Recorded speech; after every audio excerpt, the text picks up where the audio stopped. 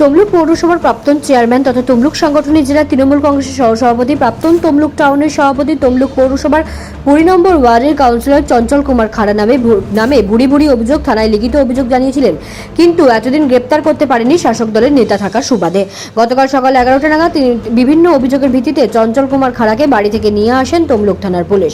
প্রায় 10 ঘন্টা টানা জিজ্ঞাসাবাদ করার পর তমলুক থানার পুলিশ রাতেই গ্রেপ্তার করে তৃণমূল নেতা চঞ্চলকে।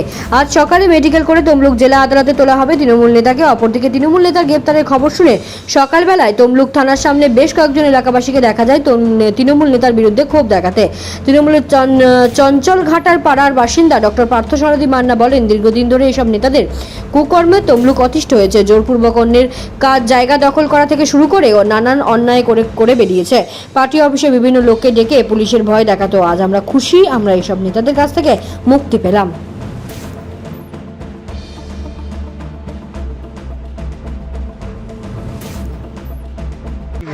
দিনের পর দিন পার্টি অফিসে ডেকে সবসময় বলতো 1000টা পুলিশ এলেও আমার কিচ্ছু করতে পারবে না এরকম। তারপরে বলেন যে এরকম সব সময় বলে রেপ করব, তারপরে পরিমাণ ধরে নেয়, ওকে চাঁটবো, মানে কি বলেনি, মানে এগুলো মানে বাইরে কি করে বলবো।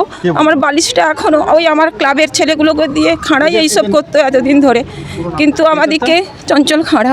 তারপরে ওই রাত্রি 12:30টার সময় পার্টি অফিসে অনেকবার গিয়েছি, ওখানে গিয়ে আমি বলতাম যে দাদা এইসব বলছে, আর পাশেই হচ্ছে আমার যে মা, মানে তার আমার মূর্তি, তার পাশে একটা চেয়ার ছিল, সেখানে বসেই বলতো যে আমার নাম করে এইসব ভাষায় তমলুক শহরে গালাগালি করবে না, কার নাম করে গালাগালি করবে, এরকম করে বলতে। তারপরে বলে এবার জায়গা নিয়ে জায়গা যে যাই পারে হোক, কিন্তু আমার মেয়েকে সবসময় অনেক টাউনে বেরোলেই ছেলেগুলো বলতো, কিন্তু মানে ওদের মাথায় তো হাত ছিল ওনার, নাহলে ওরা এত সাহস কোনো দিন পেত না। এখনও ওরা ঘুরে বেড়াচ্ছে, এফআইআর করেছে তো কিচ্ছু হচ্ছে না এখনও সামনে।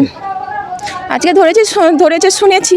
তারপরে বলতো যে আপনার তো একটা মেয়ে, আপনার কিসের এত জায়গার প্রতি লোভ ডাক্তারবাবু, আপনি কেন জায়গা কিনেছেন সামনের জায়গা, আপনার তো একটা মেয়ে, কী হবে আপনার এইসব।